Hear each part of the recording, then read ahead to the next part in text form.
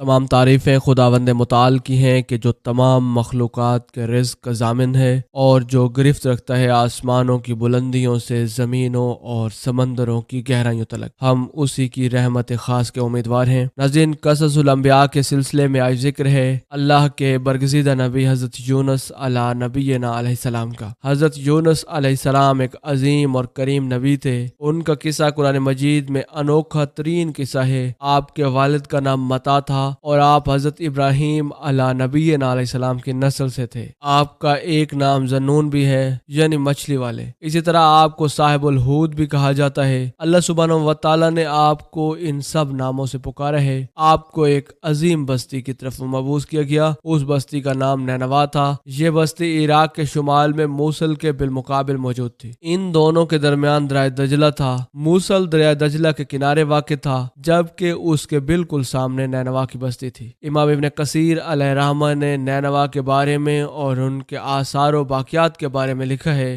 جو ان کے زمانے میں موجود تھیں۔ وہاں کچھ بت تھے جو اوندے منہ گرے پڑے تھے۔ اللہ سبحانہ و تعالی نے حضرت یونس علیہ نبینا علیہ السلام کو نینوا کی طرف رسول بنا کر بھیجا۔ اللہ سبحانہ و تعالی انہیں 1,00,000 بلکہ اس سے بھی زیادہ آدمیوں کی طرف بھیجا، یعنی جس بستی کی طرف حضرت یونس علیہ السلام کو مبعوث فرمایا گیا ان کی تعداد 1,00,000 سے زیادہ تھی۔ رہا یہ سوال کہ 1,00,000 سے کتنے زیادہ تھے، اکثر علماء کرام نے وضاحت کی ہے کہ وہ 1,00,000 سے قریباً 20,000 زیادہ تھے۔ اس طرح بستی والوں کی تعداد 1,20,000 تھی اور یہ سب کے سب کفر پر ڈٹے ہوئے تھے۔ حضرت یونس علیہ نبینا علیہ السلام انہیں سالہ سال دعوت دیتے رہے، لیکن وہ اپنے کفر ہی پر ڈٹے رہے۔ پھر انہوں نے حضرت یونس علیہ السلام پر ظلم و جبر شروع کر دیا، انہیں دھمکیاں دیں، مصائب و آلام سے دوچار کیا۔ مطلب یہ کہ جس طرح دوسرے انبیاء کرام علیہ السلام کے ساتھ کیا گیا ان کے ساتھ بھی وہی سلوک ہوا۔ بالآخر آپ نے اپنی قوم کو اللہ کے عذاب سے آگاہ کرتے ہوئے فرما دیا کہ فلاں دن تم پر عذاب آ جائے گا۔ پھر خود غصے کی حالت میں اس بستی سے نکل گئے، جبکہ اللہ سبحانہ و تعالی نے انہیں متعین دن تک کی مہلت دینے کی اجازت تو دی تھی، لیکن اس بستی سے نکل جانے کا حکم نہیں دیا تھا۔ جب آپ نے یہ مہلت سنائی تو خود غصے کی حالت میں بستی سے چلے گئے۔ اللہ سبحانہ و تعالی فرماتے ہیں، مچھلی والے کو یاد کرو جب وہ غصے سے چل دیا اور خیال کیا کہ ہم اسے نہ پکڑ سکیں گے۔ ناظرین، اس آیت کی تفسیر میں امام رازی علیہ رحمہ لکھتے ہیں کہ جس نے یہ گمان کیا کہ اللہ سبحانہ و تعالی اسے پکڑنے کی قدرت نہیں رکھتا وہ آدمی کافر ہے۔ ایک شخص نے حضرت ابن عباس رضی اللہ تعالی عنہما سے کہا، آج رات قرآن کریم کی چند آیات کے معنی میں الجھ کر رہ گیا ہوں، مجھے کوئی راستہ سمجھائی نہیں دے رہا کہ اس الجھن سے کس طرح سے نکلوں۔ مجھے بس آپ ایسے نظر آتے ہیں جو ان آیات کا مطلب بتا سکتے ہیں، کم از کم میں ان آیات کی تفسیر اور تعبیر نہیں سمجھ سکا۔ ابن عباس رضی اللہ تعالی عنہما نے پوچھا وہ کون سی آیات ہیں؟ تو وہ کہنے لگے کہ حضرت یونس علیہ السلام کا یہ خیال کرنا کہ اللہ سبحانہ ان پر قدرت نہیں رکھتا۔ یہ سن کر حضرت ابن عباس رضی اللہ تعالی عنہما نے فرمایا، اس سے مراد یہ ہے کہ یہ لفظ یہاں تنگی کے معنی میں آیا ہے، قدرت اور طاقت رکھنے کے معنی میں نہیں آیا۔ اللہ سبحانہ و تعالی نے قدرت بمانی تنگی اور قدرت بمانی قدرت دونوں کا استعمال کیا ہے۔ تنگی کے معنی کی مثال سورہ طلاق آیت 7 میں ہے، اور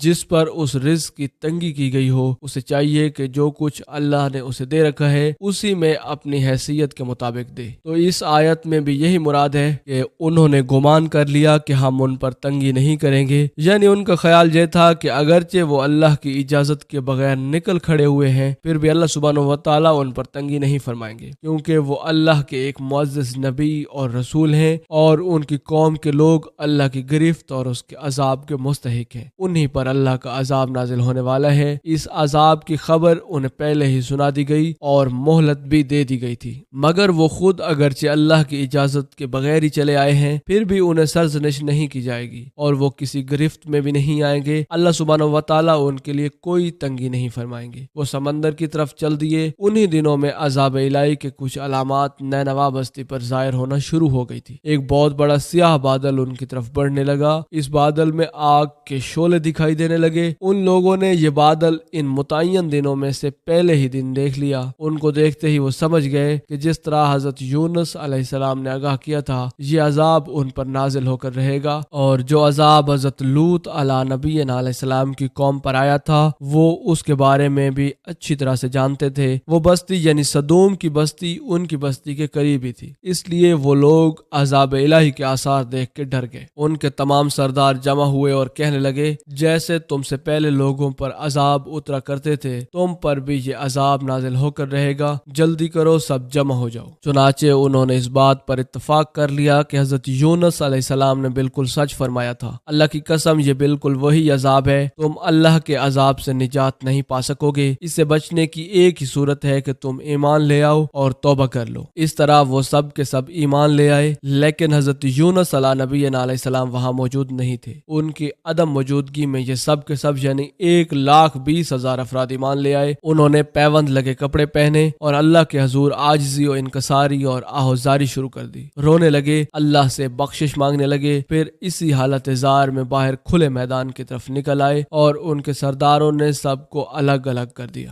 یہاں تک کہ ماں اور بیٹے کو بھی جدا کر دیا۔ سب اپنی اپنی جگہ پر یعنی ماں اپنی جگہ پر اور بیٹا اپنی جگہ پر آہوزاری کرنے لگا تاکہ ان پر اللہ سبحانہ و تعالیٰ کی رحمت نازل ہو جائے۔ یہ عذاب 3 دن تک ان کے سروں پر منڈلاتا رہا اور یہ بھی مسلسل آہوزاری کرتے رہے، اپنی عاجزی ظاہر کرتے رہے، معافیاں مانگنے لگے۔ آخرکار اللہ سبحانہ و تعالیٰ نے ان پر رحم و کرم فرما دیا اور عذاب کو ان سے پھیر دیا۔ ناظرین، اس سے پہلے کوئی بستی اپنے نبی پر اس طرح ایمان نہ لائی تھی سوائے حضرت یونس علیہ السلام کی قوم کے۔ مطلب یہ کہ سابقہ امتوں میں سے کسی کے بارے میں یہ سننے میں نہیں آیا کہ پوری قوم ایمان لے آئی ہو۔ تمام بستیوں میں سے ایک بھی بستی ایسی نہیں تھی، بس ایک یونس علیہ نبی علیہ السلام کی قوم ایمان لے آئی۔ اللہ سبحانہ و تعالیٰ فرماتے ہیں جب وہ ایمان لے آئے تو ہم نے رسوائی کے عذاب کو دنیاوی زندگی میں ان پر سے ٹال دیا اور ان کو ایک وقت تک کے لیے زندگی سے فائدہ اٹھانے کا موقع دیا۔ مطلب یہ کہ ہم نے انہیں دنیاوی زندگی کا لطف اٹھانے کا موقع دیا اور اب اس قوم پر قیامت کے دن تک عذاب نہیں اترے گا۔ ناظرین، علامہ ابن کثیر علیہ رحمہ فرماتے ہیں اس آیت کریمہ کا مفہوم یہ ہے کہ کسی بستی کے تمام باشندے کسی نبی پر ایمان نہیں لائے، یا تو سب نے کفر کیا یا پھر اکثر نے کفر کیا، لیکن حضرت یونس علیہ نبینا علیہ السلام کی قوم واحد ایسی قوم ہے جو تمام کے تمام عذاب الہی کے آثار دیکھ کر ایمان لے آئے۔ سابقہ ادوار میں جتنی بھی بستیاں گزریں ان میں اہل ایمان کے ساتھ یا تو کفار رہے یا ان میں بھی منافقین رہے، سوائے حضرت یونس علیہ السلام کی قوم کے، وہ سب کے سب کافر تھے، پھر وہ سب کے سب ایمان لے آئے۔ یہ اللہ سبحانہ و تعالیٰ کے عجائبات میں سے ہے اور اس کی قدرت اور رحمت کی نشانیوں میں سے۔ اب دوسری طرف کی سنیے، حضرت یونس علیہ السلام کو کچھ معلوم نہیں تھا کہ ان کی قوم کے ساتھ کیا ہوا۔ آپ تو بس غصے کی حالت میں بستی سے نکل کر سمندر کی طرف چلے آئے تھے۔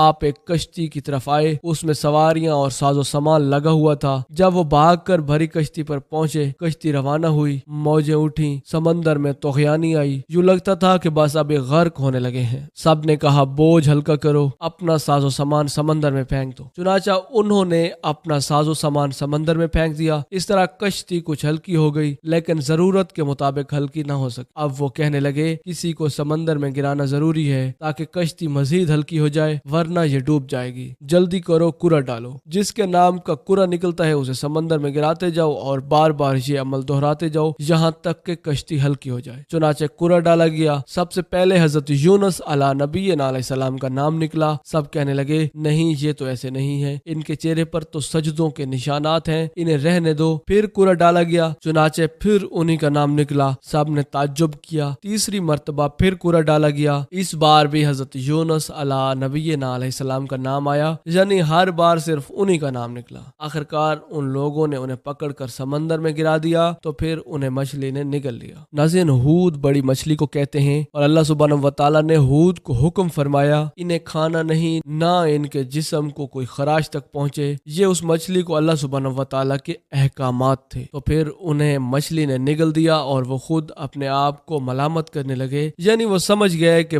بار بار جو ان کا نام کرا نکلتا رہا وہی مقصود ہے، چنانچہ خود کو ملامت کرنے لگے۔ اور یہ ملامت توبہ کی ابتدا ہے کہ انسان خود کو ملامت کرتا ہے۔ اب حضرت یونس علیہ نبی علیہ السلام مچھلی کے پیٹ میں تھے۔ اللہ کی قدرت، آپ مچھلی کے پیٹ میں 3 دن تک رہے۔ بعض روایات میں 7 دن اور زیادہ سے زیادہ مدت 40 روز آئی ہے۔ آپ نے مچھلی کے پیٹ میں اللہ سبحانہ و تعالیٰ کو پکارا، یعنی آپ اندھیروں کے اندر سے پکار اٹھے۔ علماء یہاں 3 اندھیروں کا ذکر کرتے ہیں، مچھلی کے پیٹ کا اندھیرا، سمندر کا اندھیرا اور رات کا اندھیرا۔ گویا ان پر یہ سارے اندھیرے اکٹھے ہو گئے۔ اللہ سبحانہ و تعالیٰ قرآن مجید فرقان حمید میں فرماتے ہیں بس اگر یہ پاکی بیان کرنے والوں میں سے نہ ہوتے تو لوگوں کے اٹھائے جانے کے دن تک اس کے پیٹ میں ہی رہتے۔ مطلب یہ کہ اگر آپ اللہ سبحانہ و تعالیٰ کی تسبیح نہ بیان کرتے تو مچھلی کے پیٹ میں ہی رہتے۔ آپ نے دعا نہیں مانگی بلکہ اللہ سبحانہ و تعالیٰ کی تسبیح بیان کی ہے۔ ناظرین، روایات میں یوں بھی آتا ہے کہ جب مچھلی آپ کو سمندر کی گہرائیوں میں لے گئی تو آپ وہاں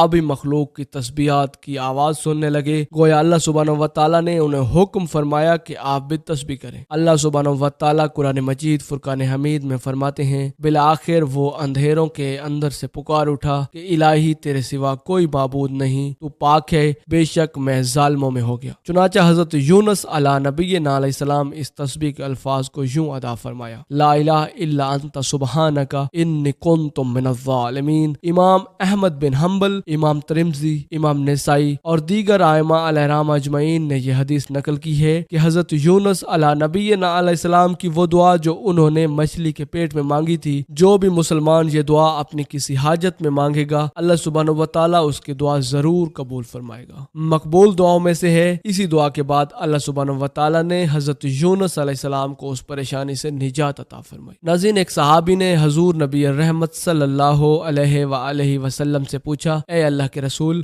یونس علیہ السلام نے جو دعا مچھلی کے پیٹ میں مانگی، کیا وہ صرف انہی کے لیے تھی یا ان کے بعد آنے والے اہل ایمان کے لیے بھی ہے؟ تو آپ علیہ السلام نے فرمایا، یہ دعا یونس علیہ السلام کے لیے خاص تھی اور سب اہل ایمان کے لیے عام ہے۔ جو بھی اس دعا کو پڑھے گا اللہ اسے رنج و غم سے نجات عطا فرمائیں گے۔ ایک قول کے مطابق تقریباً 40 روز آپ کی شب و روز یہی دعا رہی۔ اس مدت کے ختم ہونے پر اللہ سبحانہ و تعالیٰ نے آپ کی دعا کو قبولیت بخشی۔ مچھلی ساحل پر پہنچی، انہیں کنارے پر ڈالا اور واپس چلی گئی۔ پس حضرت یونس علیہ نبینا علیہ السلام کو چٹیل میدان میں ڈال دیا اور اس وقت آپ بیمار تھے۔ آپ وہاں اسی طرح لیٹے رہے۔ پھر اللہ کی قدرت سے آپ کے قریب ایک بیلدار درخت اگا۔ اس کدو کے درخت کے متعلق مورخین کا کہنا ہے کہ اللہ سبحانہ و تعالیٰ نے اس درخت کا انتخاب اس لیے فرمایا تھا کہ اس درخت کے پتے چوڑے ہوتے ہیں، ان کے سائے میں انہیں ڈھانپ دیا گیا تاکہ ہوا اسے اذیت نہ پہنچائے، اس لیے کہ ان کے جسم سے جلد اتر گئی تھی۔ پھر اس درخت سے خشک کن خوشبو آتی تھی، اس خوشبو نے انہیں فرحت بخشی۔ پھر کدو کی خوشبو میں خصوصیت یہ تھی کہ حشرات الارض کو دور رکھتی ہے۔ اللہ سبحانہ و تعالیٰ نے انہی خصوصیات کی وجہ سے اس بیلدار درخت کا انتخاب فرمایا تھا تاکہ آپ ہر طرح کی تکلیف سے محفوظ رہیں۔ یہ ہے اللہ سبحانہ و تعالیٰ کی قدرت کاملہ۔ اس طرح مفسرین یہ بھی کہتے ہیں کہ اللہ سبحانہ و تعالیٰ نے ان کے پاس پہاڑی بکری بھیج دی، وہ آپ کے قریب آتی اور آپ کے سر کے اوپر اپنی ٹانگیں پھیلائے کھڑی ہو جاتی۔ اس طرح اس کے تھن آپ کے منہ میں چلے آتے اور آپ ان سے خواہش کے مطابق دودھ پیتے۔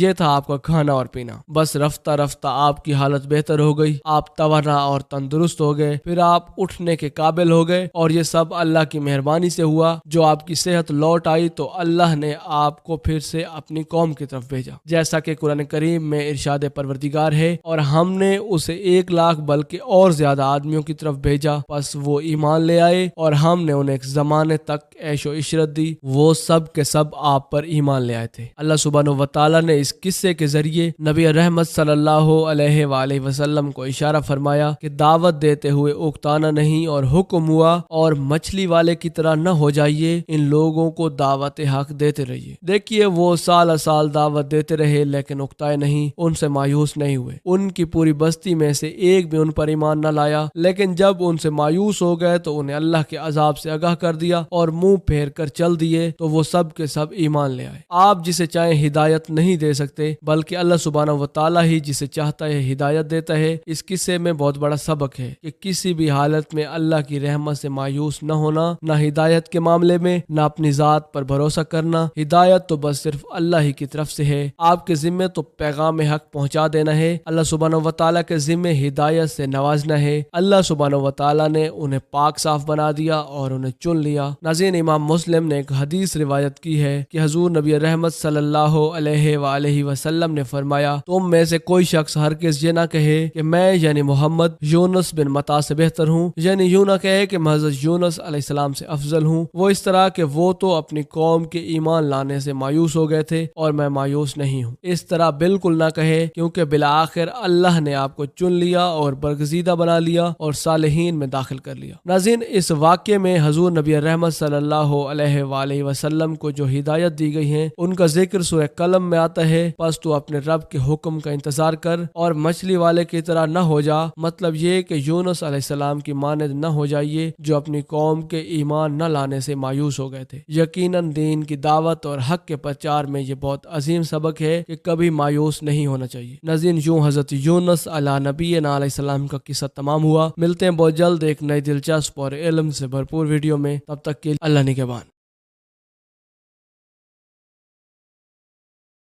تمام تعریفیں خداوند متعال کی ہیں کہ جو تمام مخلوقات کے رزق کا ضامن ہے اور جو گرفت رکھتا ہے آسمانوں کی بلندیوں سے سمندروں اور زمینوں کی گہرائیوں تلک۔ ہم اسی کی رحمت خاص کے منتظر ہیں۔ ناظرین، حضرت ادریس علیہ نبینا علیہ السلام اللہ سبحانہ و تعالیٰ کے تیسرے پیغمبر تھے جو حضرت آدم علیہ نبینا علیہ السلام اور حضرت شیس علیہ السلام کے بعد نبوت کے جلیل القدر منصب پر فائز ہوئے۔ مورخین کے مطابق آپ کی ولادت بابل یعنی موجودہ عراق یا مصر کے شہر میں ہوئی۔ آپ کا اصل نام اخموخ تھا، جبکہ قرآن مجید اور احادیث مبارکہ میں آپ علیہ السلام کو ادریس کے نام سے پکارا گیا۔ بائبل کے مطابق آپ کا نام سوگ تھا اور آپ یارب کے بیٹے تھے۔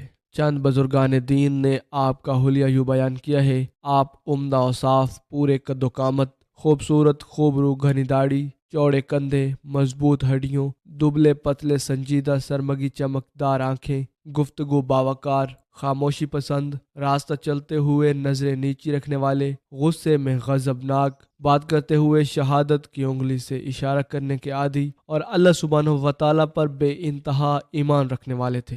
آپ نے اپنی زندگی کا زیادہ تر حصہ تبلیغ میں صرف کیا، چنانچہ لوگ آپ علیہ السلام کو ادریس یعنی درس دینے والا کہہ کر پکارنے لگے۔ ناظرین، روایات کے مطابق حضرت ادریس کا حضرت شیس علیہ نبینا علیہ السلام کی 5ویں پشت سے تعلق تھا۔ ناظرین، آج کی اس ویڈیو میں ہم آپ کو حضرت ادریس علیہ نبینا علیہ السلام کی زندگی کے حالات و واقعات سے آگاہ کریں گے اور آپ علیہ السلام کی زندگی کے علاوہ آپ کی وفات کے حوالے سے مختلف روایات اور واقعات ملتے ہیں، آپ کو ان سے بھی آگاہ کریں گے۔ ان واقعات میں حضرت ادریس علیہ السلام کی سورج کے فرشتے اور ملک الموت کے ساتھ دوستی کے واقعات زیادہ معروف ہیں۔ ناظرین، یاد رہے کہ بحیثیت مسلمان ہر فرد کا فرض بنتا ہے کہ اس کو اللہ سبحانہ و تعالیٰ کے انبیاء علیہ السلام اور ان کی زندگیوں کا علم ہو، کیونکہ اللہ سبحانہ و تعالیٰ کے رسولوں پر ایمان رکھنا ہماری زندگی اور ایمان کا حصہ ہے، اور اسی جذبے کے تحت آپ کے لیے یہ معلوماتی ویڈیو بنائی گئی ہے۔ لہٰذا آپ سے گزارش ہے کہ انبیاء کرام علیہ السلام سے متعلق ان ویڈیوز کو شوق اور دلچسپی سے دیکھا کریں اور سنا کریں۔ ناظرین، یاد رہے کہ حضرت شیس علیہ نبینا علیہ السلام کا انتقال ہوا تو کچھ عرصے بعد ان کے پیروکار بہت محدود تعداد میں رہ گئے۔ قابیل کی اولاد نے کفر و شرک، بدکاری اور بے حیائی کا بازار گرم کر رکھا تھا۔ زناکاری، شراب نوشی عام تھی، پاکیزہ رشتوں کی پہچان ناپید ہو چکی تھی، بتوں کی پوجا اور آگ کی پرستش ہو رہی تھی، ہر طرف شیطان اور اس کے حواریوں کا راج تھا۔ حضرت آدم علیہ السلام اور حضرت شیس علیہ السلام کی قائم کردہ شریعت، حدود اور احکامات الہی کو پامال کیا جا رہا تھا۔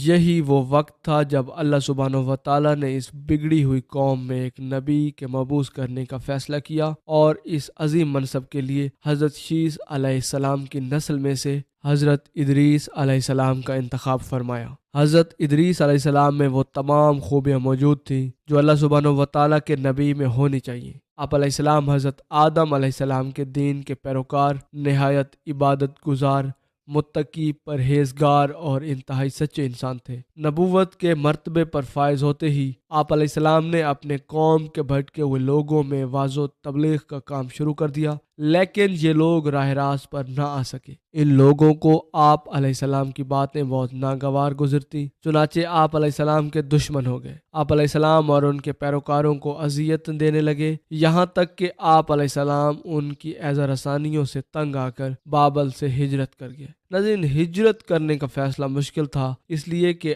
آپ کے پیروکاروں نے اس حوالے سے تحفظات کا اظہار کیا۔ آپ کے ساتھیوں میں چند نے آپ سے سوال کیا: اے اللہ کے نبی ادریس علیہ السلام، اگر ہم نے بابل کو چھوڑ دیا تو ہمیں ایسی کون سی جگہ ملے گی؟ حضرت ادریس علیہ السلام نے فرمایا: اگر ہم اللہ سے امید رکھیں گے تو وہ ہمیں سب کچھ عطا کرے گا۔ آخر کار آپ مصر پہنچے۔ اس دور میں مصر ایک خوبصورت جگہ تھی۔ آپ نے وہاں پہنچتے ہی اللہ کا شکر ادا کیا، سبحان اللہ کہا اور وہیں رہنے لگے اور وہاں اپنا علم خوب پھیلایا۔ ناظرین، آپ وہ پہلے انسان تھے جنہوں نے قلم کے ذریعے لکھا اور لوگوں کو بھی سکھایا۔ پھر آپ نے ان لوگوں کے ساتھ مل جل کر جو ایمان لائے تھے بابل میں برائی اور برے لوگوں کے ساتھ جنگ کی اور فتح یاب ہوئے اور دنیا سے ایک دفعہ برائی کا نام و نشان تک مٹا دیا۔ خواتین و حضرات، آپ کو بتاتے چلیں کہ حضرت ادریس علیہ السلام کا قرآن مجید میں 2 مرتبہ ذکر آیا ہے۔ سورہ مریم میں اللہ سبحانہ و تعالیٰ فرماتے ہیں، اور اس کتاب میں ادریس کا ذکر کیجیے، بے شک وہ بڑے سچے نبی تھے اور ہم نے ان کو بلند رتبے تک پہنچا دیا۔ علامہ ابن اسحاق کا کہنا ہے، دنیا کا سب سے پہلا شخص جس نے قلم سے لکھا وہ حضرت ادریس علی نبینا علیہ السلام ہے۔ معاویہ بن حکم سلمہ رضی اللہ تعالی عنہما سے مروی ہے کہ انہوں نے حضور نبی رحمت صلی اللہ علیہ وآلہ وسلم سے رمل کے بارے میں سوال کیا، یہ کیسا علم ہے جس میں ریت پر مخصوص لکیریں کھینچ کر کچھ معلوم کیا جاتا ہے؟ تو رسول اکرم صلی اللہ علیہ وآلہ وسلم نے فرمایا، ایک پیغمبر تھے جنہوں نے یہ لکھا، لہٰذا جس شخص کا خط ان کے موافق ہو جائے تو اچھا ہے۔ علماء تفسیر فرماتے ہیں کہ پہلا شخص جس نے تبلیغ دین کے لیے واعظ و نصیحت کا سلسلہ شروع کیا وہ بھی حضرت ادریس علیہ السلام تھے۔ ناظرین، یاد رہے کہ حضرت ادریس علیہ السلام کی زندگی میں 2 چیزیں بہت نمایاں تھیں، ایک واعظ و تبلیغ اور دوسری آل قابیل کے ساتھ جہاد۔ چنانچہ ان کی پہلی کوشش یہی رہی کہ واعظ و نصیحت کے ساتھ آل قابیل راہ راست پر آ جائیں اور دنیا سے برائیوں کا خاتمہ ہو جائے، ایک اللہ کی عبادت کرنے لگیں۔ لیکن شیطان ان کو پوری طرح اپنی گرفت میں لے چکا تھا۔ جب آپ علیہ السلام نے اللہ کی وحدانیت کی بات کی، ایک اللہ کی عبادت کی نصیحت کی، برائیوں کو چھوڑنے کی تلقین کی، تو یہ باتیں ان لوگوں کے لیے ناگوار گزری اور وہ آگ بگولا ہو گئے۔ انہیں اذیتیں دینے لگے، تمسخر اڑانے لگے، پتھر مارتے۔ دراصل ایک طویل عرصے تک شیطان کے ذریعے سے رہ کر یہ لوگ شرک و کفر اور برائیوں کی دلدل میں گردن تک پھنس چکے تھے۔ دنیا واضح طور پر 2 گروہوں میں تقسیم ہو چکی تھی، ایک شیطان کے پیروکار اور دوسرے اللہ رب العزت کے ماننے والے۔ حضرت ادریس علی نبینا علیہ السلام ان کی اس صورتحال پر بڑے دل گرفتہ اور پریشان رہا کرتے۔ آپ علیہ السلام نے بہت کوشش کی کہ کسی طرح تبلیغ کے ذریعے ان لوگوں کو راہ راست پر لایا جا سکے، لیکن جب کوئی صورتحال نظر نہ آئی تو انہوں نے اللہ کے حکم سے ان لوگوں کے خلاف جہاد کرنے کا فیصلہ کیا۔ انہوں نے اللہ اور ان کے پیغمبر پر ایمان رکھنے والے نوجوانوں کی ایک جماعت کے ساتھ آل قبیل کے ساتھ جہاد کیا، جس میں اللہ سبحانہ و تعالیٰ نے انہیں کامیابی عطا فرمائی اور بہت سے لوگ دین حق کی جانب راغب ہوئے۔ خدا کی بستی اور اس کی توحید پر ایمان لانا صرف خالق کی کائنات کی پرستش کرنا، آخرت کے عذاب سے راستگاری کے لیے اعمال صالح کو ڈھال بنانا، دنیا سے بے انقلابی اور تمام امور میں عدل و انصاف کو پیش نظر رکھنا اور مقررہ طریقے پر عبادت الہی کرنا اور ایام بحث کے روزے رکھنا، دشمنان اسلام سے جہاد کرنا، زکوٰۃ ادا کرنا، طہارت و نطافت سے رہنا، خصوصیت کے ساتھ جنابت، کتے اور سور سے اجتناب کرنا، ہر نشے سے پرہیز کرنا ان کی تعلیمات کا لب لباب تھا۔ انہوں نے اپنے پیروکاروں کے لیے اسی سال میں چند دن عید کے مقرر فرمائے اور چند مخصوص اوقات میں نذر اور قربانی دینا فرض قرار دیا۔ ان میں سے بعض رویت حلال پر ادا کی جاتی تھیں اور بعض اس وقت جب کہ سورج کسی برج میں داخل ہونے لگا ہو۔ دوستو، اللہ سبحانہ و تعالیٰ کے سامنے نذر و قربانی پیش کرنے کے لیے ان کے یہاں 3 چیزیں اہمیت رکھتی تھی: خوشبوؤں کی دھونی، جانوروں کی قربانی اور ان کے علاوہ میووں اور پھلوں میں سے موسم کی پہلی چیز کی قربانی۔ پھلوں میں سے سیب کو، اناج میں سے گیہوں کو اور پھولوں میں سے گلاب کو ترجیح حاصل تھی۔ حضرت ادریس علی نبینا علیہ السلام نے اپنی امت کو یہ بھی بتایا کہ میری طرح اس دنیا کی دینی اور دنیاوی اصلاح کے لیے بہت سے انبیاء کرام تشریف لائیں گے اور ان کی نمایاں خصوصیات یہ ہوں گی: وہ ہر ایک بری بات سے بری اور پاک ہوں گے، قابل ستائش اور وہ فضائل میں کامل ہوں گے، وحی الہی کے ذریعے اس طرح واقف ہوں گے کہ کوئی سائل تشنہ نہ رہے۔ انہوں نے علم و عمل کے اعتبار سے اللہ کی مخلوق کو 3 طبقات میں تقسیم کر دیا: کاہن، بادشاہ اور ریت، اور حسب ترتیب ان کے مراتب مقرر فرمائے۔ کاہن سب سے پہلا اور بلند درجہ قرار پایا، اس لیے کہ وہ خدا الہی کے سامنے اپنے نفس کے علاوہ بادشاہ اور ریت کے معاملات میں بھی جواب دہ ہے اور بادشاہ کا دوسرا درجہ رکھا گیا، اس لیے کہ وہ اپنے نفس اور امور مملکت کے متعلق جواب دہ ہے، اور رعیت صرف اپنے نفس کے لیے ہی جواب دہ ہے، اس لیے وہ تیسرے طبقے میں شامل ہے۔ لیکن یہ طبقات فرائض کے اعتبار سے تھے، نہ کہ نسل و خاندان کے امتیاز کے لحاظ سے۔ بہرحال حضرت ادریس علیہ السلام شریعت اور سیاست کی تبلیغ فرماتے رہے۔ حلال بن سیار کہتے ہیں کہ حضرت ابن عباس رضی اللہ تعالی عنہما نے حضرت کعب رضی اللہ تعالی عنہما سے پوچھا کہ قرآن پاک کی اس آیت جس کا ترجمہ اور ہم نے ان کو اونچی جگہ اٹھا لیا کا کیا مطلب ہے؟ تو حضرت کعب رضی اللہ تعالی عنہما نے فرمایا، اللہ سبحانہ و تعالی نے حضرت ادریس علیہ السلام کو وحی بھیجی کہ میں تمہیں ہر روز تمام بنی آدم کے اعمال کے برابر درجات دیتا ہوں۔ اس سے مراد اس زمانے کے تمام بنی آدم ہیں۔ تو حضرت ادریس علیہ السلام نے چاہا کہ پھر تو اعمال میں اور اضافہ ہونا چاہیے، لہٰذا جب ان کے پاس فرشتے آئے تو انہوں نے وحی کا ذکر کرتے ہوئے کہا، میں چاہتا ہوں کہ ملک الموت سے بات کروں اور پوچھوں کہ کب تک میری زندگی باقی ہے۔ فرشتے نے حضرت ادریس علیہ السلام کو اپنے پروں پر اٹھایا اور انہیں لے کر آسمان کی طرف بلند ہو گیا۔ جب وہ چوتھے آسمان پر پہنچے تو ان کی ملاقات ملک الموت سے ہو گئی جو نیچے اتر رہے تھے۔ حضرت ادریس علیہ نبینا علیہ السلام کے دوست فرشتے نے ملک الموت سے حضرت ادریس علیہ السلام کے بارے میں ذکر کیا تو حضرت اسرائیل علیہ السلام نے پوچھا، حضرت ادریس علیہ السلام کہاں ہیں؟ فرشتے نے جواب دیا کہ وہ میری پشت پر ہیں۔ اس پر ملک الموت نے حیرت کا اظہار کرتے ہوئے کہا، واہ تعجب ہے، مجھے میرے پروردگار کی طرف سے کہہ کر بھیجا گیا کہ حضرت ادریس علیہ السلام کی روح چوتھے آسمان پر قبض کر لو، تو میں نے سوچا کہ وہ تو زمین پر ہیں اور ان کی روح چوتھے آسمان پر کیسے قبض کروں؟ ابھی اس سوچ و بچار میں تھا اور زمین پر اتر رہا تھا کہ تم انہیں لے کر چوتھے آسمان پر آ گئے ہو، پھر ملک الموت نے ان کی روح قبض کر لی۔ ناظرین، ابن ابی حاتم نے بھی اس آیت کی تفسیر کے ذیل میں اس حدیث کو ذکر کرتے ہوئے یہ اضافہ کیا کہ حضرت ادریس علیہ السلام نے فرشتے سے کہا، ملک الموت سے میرے بارے میں سوال کرو، میری عمر کتنی باقی رہ گئی ہے؟ جبکہ حضرت ادریس علیہ السلام فرشتے کے ساتھ ہی تھے۔ فرشتے کے سوال پر ملک الموت نے کہا، جب تک میں انہیں دیکھ نہ لوں اس وقت تک میں کچھ نہیں بتا سکتا۔ ملک الموت حضرت ادریس علیہ السلام کو دیکھ لیا تو فرشتے سے کہا، آپ مجھ سے ایسے شخص کے بارے میں سوال کر رہے ہیں جس کی زندگی پلک جھپکنے سے بھی زیادہ نہیں ہے۔ پھر فرشتے نے پر کے نیچے حضرت ادریس علیہ السلام کو دیکھا تو ان کی وفات ہو چکی تھی۔ ناظرین، جیسا کہ پہلے بھی آپ لوگوں کو بتایا گیا ہے کہ حضرت ادریس علیہ السلام کی موت کو لے کر کافی اختلافات پائے جاتے ہیں۔ ایک روایت تو یہی ہے جس کا بھی ذکر ہوا ہے کہ آپ علیہ السلام کی چوتھے آسمان پر وفات ہوئی۔ بعض کا کہنا ہے کہ آپ علیہ السلام جنت میں زندہ موجود ہیں اور سورج کے فرشتے کے ساتھ آپ کی دوستی اور طلوع آفتاب کے مقام پر آپ کی وفات کی روایات بھی ملتی ہیں۔ آئیے آپ کو اس بارے میں احادیث مبارکہ کی روشنی میں تفصیل سے بتاتے ہیں۔ سب سے پہلے تذکرہ کرتے ہیں کہ معراج پر نبی اکرم صلی اللہ علیہ وآلہ وسلم نے حضرت ادریس علیہ السلام کو کس آسمان پر دیکھا؟ تو اس حوالے سے امام بخاری نے اپنی کتاب صحیح بخاری میں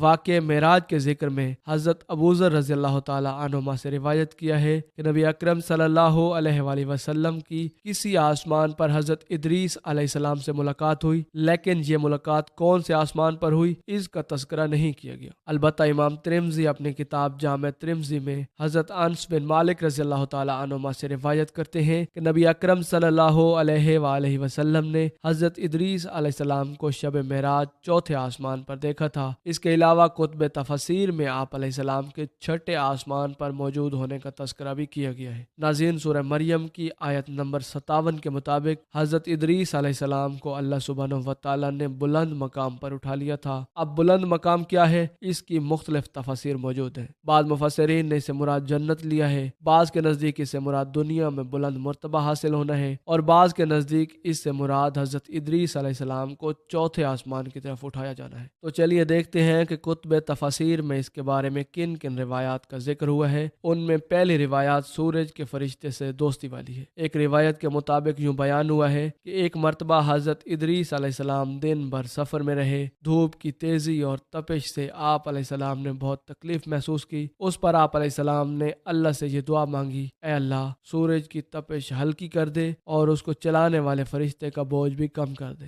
اللہ سبحانہ و تعالی نے آپ علیہ السلام کی یہ دعا قبول فرمائی۔ چنانچہ اگلی صبح سورج کے فرشتے نے خلاف معمول گرمی کی شدت میں واضح کمی محسوس کی۔ اس نے اللہ سبحانہ و تعالی سے اس بارے میں دریافت دریافت کیا؟ اللہ نے جواب دیا، میرے ایک بندے ادریس علیہ السلام نے سورج کی حدت میں کمی اور تمہارا بوجھ ہلکا کرنے کی درخواست کی تھی اور میں نے اس کی درخواست قبول فرما لی۔ یہ سن کر فرشتے کے دل میں حضرت ادریس علیہ السلام سے دوستی کا اشتیاق پیدا ہوا، چنانچہ اس نے اللہ سبحانہ و تعالیٰ سے حضرت ادریس علیہ السلام سے دوستی کرنے کی اجازت مانگی۔ اللہ سبحانہ و تعالیٰ نے اسے اجازت دے دی۔ اجازت ملتے ہی آفتابی فرشتہ حضرت ادریس علیہ السلام کے پاس پہنچ گیا۔ جب حضرت ادریس علیہ السلام کو معلوم ہوا کہ اللہ سبحانہ و تعالیٰ کا ایک بہت ہی معزز فرشتہ ان سے دوستی کا خواہش مند ہے، تو انہوں نے اسے کہا کہ تم ملک الموت سے سفارش کر کے میری موت کے وقت میں تاخیر کرا دو، تاکہ مجھے اللہ سبحانہ و تعالیٰ کی عبادت کا زیادہ وقت مل سکے اور میری نیک اعمال میں بہت زیادہ اضافہ ہو جائے۔ آفتابی فرشتے نے جواب دیا، ایسا ممکن نہیں، اگرچہ کسی کی موت کا وقت ٹالا نہیں جا سکتا، مگر میں ملک الموت سے آپ کی سفارش ضرور کروں گا۔ پھر وہ فرشتہ حضرت ادریس علیہ السلام کو اٹھا کر آسمان پر لے گیا۔ اس نے آپ علیہ السلام کو طلوع آفتاب کے مقام کے قریب چھوڑا اور خود ہی اکیلا ملک الموت کے پاس چلا گیا۔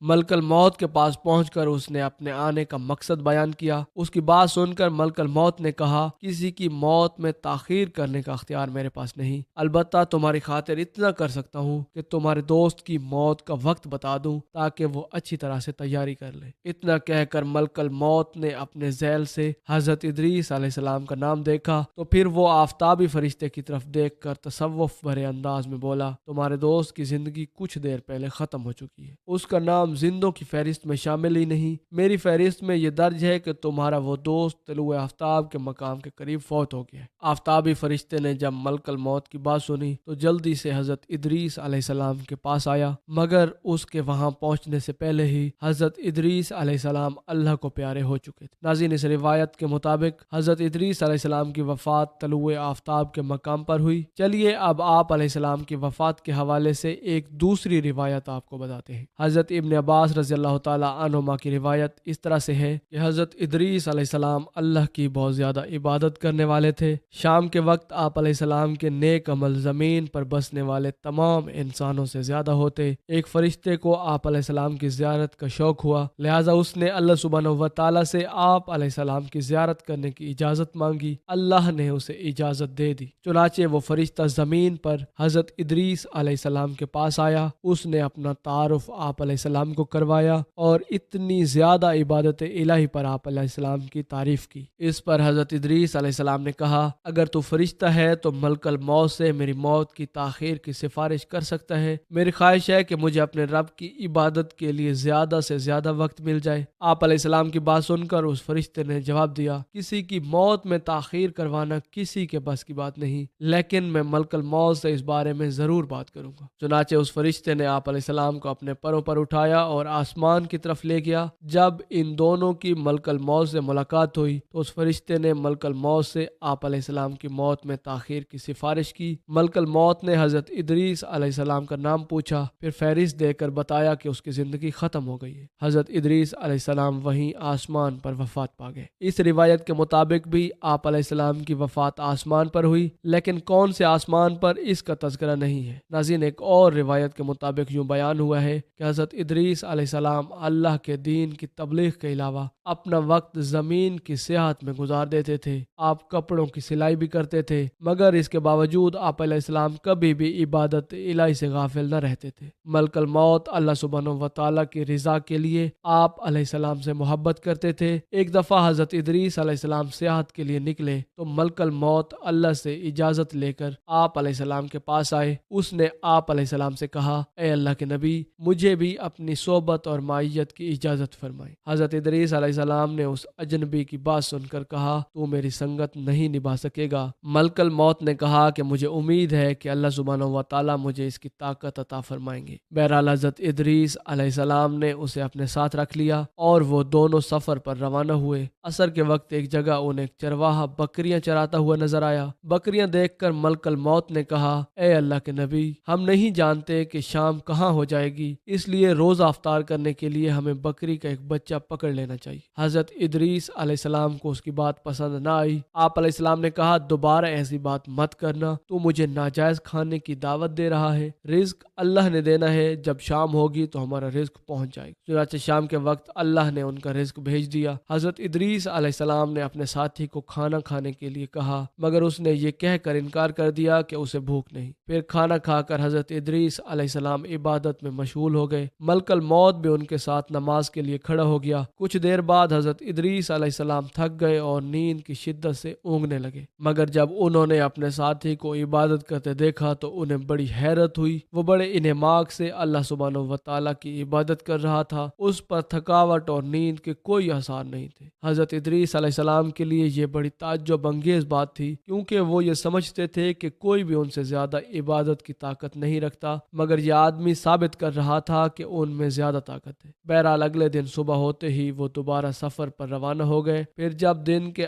آخری حصے میں وہ انگوروں کے باغ کے قریب پہنچے تو ملک الموت نے کہا، اے اللہ کے نبی، ہم نہیں جانتے کہ ہمیں کہاں شام ہو جائے، اس لیے ہمیں کچھ انگور یہاں سے لے لینے چاہیے۔ اس پر حضرت ادریس علیہ السلام نے سخت لہجے میں کہا، میں نے تمہیں کوئی بھی غلط عمل کرنے سے منع کیا تھا، جب شام ہو جائے گی تو ہمارا رزق بھی پہنچ جائے گا۔ اس کے بعد شام کے وقت اللہ سبحانہ و تعالیٰ نے ان کا رزق بھیج دیا۔ اس مرتبہ بھی ملک الموت نے کھانے سے انکار کر دیا، کھانے سے فارغ ہو کر عبادت میں مشغول ہو گئے، اور حضرت ادریس علیہ السلام اس مرتبہ بھی پہلے کی طرح جلدی تھک گئے، مگر ان کے ساتھی پر تھکاوٹ کے کوئی آثار نہیں تھے۔ حضرت ادریس علیہ السلام نے حیرانگی کے عالم میں پوچھا، تم کون ہو؟ اللہ کی قسم تم مجھے آدم کی اولاد نہیں لگتے۔ اب ملک الموت نے اپنا تعارف کروایا۔ حضرت ادریس علیہ السلام کو جب علم ہوا کہ ان کا ساتھی اللہ کا وہ فرشتہ ہے جو لوگوں کی روح قبض کرتا ہے، انہوں نے پوچھا، کیا تمہیں میرے بارے میں کوئی حکم نہیں دیا گیا؟ فرشتے نے کہا، نہیں، آپ کے بارے میں کوئی حکم نہیں دیا گیا۔ اگر آپ علیہ السلام کے متعلق کوئی حکم ہوتا تو آپ کو مہلت دینا میرے لیے ممکن نہیں تھا۔ اللہ سبحانہ و تعالیٰ کی رضا کے لیے مجھے آپ سے محبت ہے، اور اسی وجہ سے میں آپ علیہ السلام کی سنگت اختیار کرنے آیا ہوں۔ حضرت ادریس علیہ السلام نے کہا، تو 3 دن اور 3 راتوں سے میرے ساتھ مسلسل رہا ہے، کیا اس عرصے میں تو نے کسی کی روح قبض نہیں کی؟ ملک الموت نے بتایا، یہ دنیا میرے لیے ایک دسترخوان کی طرح ہے، جس طرح دسترخوان پر بیٹھا ہوا شخص ہاتھ بڑھا کر جو چیز چاہتا ہے اسے اٹھا لیتا ہے، اسی طرح جب مجھے کسی کی روح قبض کرنے کا حکم ہوتا ہے تو میں فوراً اس کی روح قبض کر لیتا ہوں، خواہ وہ زمین کے مشرق میں ہو یا مغرب میں ہو۔ حضرت ادریس علیہ السلام نے ملک الموت سے کہا، جس زاہد کی خاطر تم مجھ سے محبت کرتے ہو، اس ذات کے واسطے تجھے میرا ایک کام کرنا ہوگا۔ ملک الموت نے دریافت کیا کہ آپ کیا چاہتے ہیں؟ حضرت ادریس علیہ السلام نے جواب دیا کہ میں ایک بار موت کا ذائقہ چکھنا چاہتا ہوں، تو میری روح میرے جسم سے جدا کر دے تاکہ مجھے پتہ چل جائے کہ موت کا ذائقہ کیسا ہوتا ہے، پھر تو میری روح مجھے واپس لوٹا دینا۔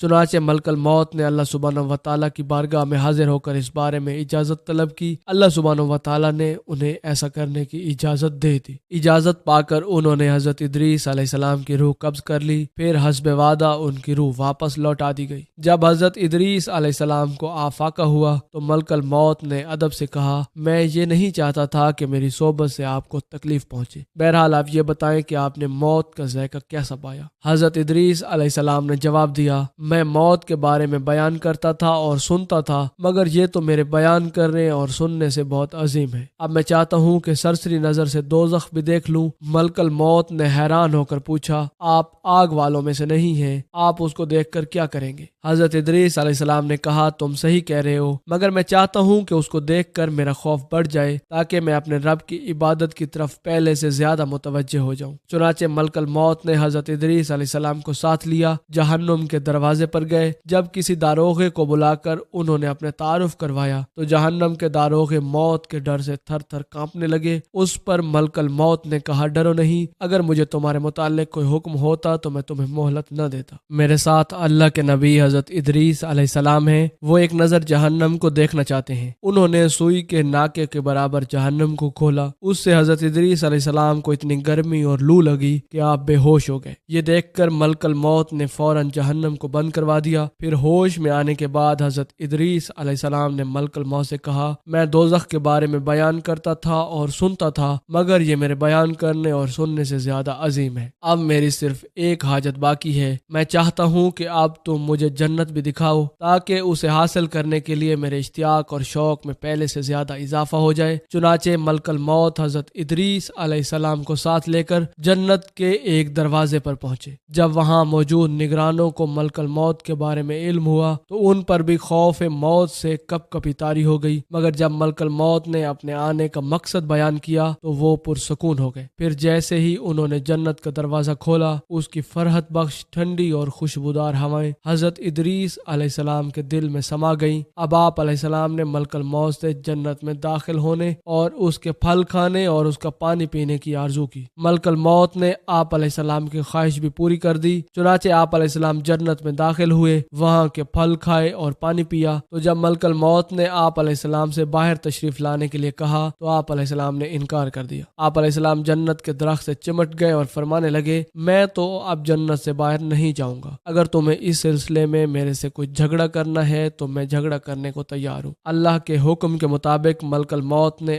آپ علیہ السلام سے پوچھا، آپ علیہ السلام کے پاس جھگڑا کرنے کی کیا دلیل ہے؟ حضرت ادریس علیہ السلام نے جواب دیتے ہوئے کہا، اللہ کے ارشاد کے مطابق ہر نفس موت کا ذائقہ چکھنے والا ہے اور میں نے یہ ذائقہ ایک مرتبہ چکھ لیا۔ اللہ کے ایک اور ارشاد کے مطابق ہر شخص جہنم پر وارد ہوگا، میں ایک مرتبہ جہنم پر وارد ہو چکا ہوں، کیا میں بار بار جہنم پر وارد ہوں گا؟ اللہ سبحانہ و تعالیٰ یہ بھی فرماتے ہیں کہ جنتی جنت سے نکالے نہیں جائیں گے، کیا میں اس جنت کو چھوڑ کر چلا جاؤں جو اللہ سبحانہ و تعالیٰ نے مجھے عطا کر دی ہے؟ اس پر اللہ سبحانہ و تعالیٰ نے ملک الموت سے بذریعہ وحی فرمایا، یہ میرا بندہ ادریس ہے، میری عزت و جلال کی قسم یہ پہلے سے ہی جانتا تھا کہ موت ان کو صرف ایک ہی مرتبہ آئے گی، یہ جو مر چکے ہیں۔ اب جہنم پر صرف ایک ہی مرتبہ وارد ہوں گے جو یہ وارد ہو چکے ہیں، اور جس گھڑی انہوں نے جنت میں داخل ہونا تھا اس کا بھی مجھے علم تھا، اب یہ یہاں سے نکلنے والے نہیں، انہیں جنت میں ہی رہنے دیا جائے۔ ناظرین، یہ تھی روایات حضرت ادریس علیہ السلام کے حوالے سے جو ہم نے آپ کی خدمت میں گوش گزار کی۔ اب آپ علیہ السلام کہاں اور کس حال میں موجود ہیں، جنت میں ہیں یا آسمان پر ہیں، یہ اللہ سبحانہ و تعالیٰ کے علم میں ہے۔ البتہ آپ کو یہ بتاتے چلیں کہ آپ نے 365 سال کی عمر پائی۔ ناظرین، یہ تھی ہماری آج کی ویڈیو، اس امید کے ساتھ اجازت چاہیں گے کہ آپ کو ہماری ویڈیو پسند آئی ہوگی۔ ملتے ہیں بہت جلد ایک نئی دلچسپ اور علم سے بھرپور ویڈیو میں، تب تک کے لیے اللہ نگہبان۔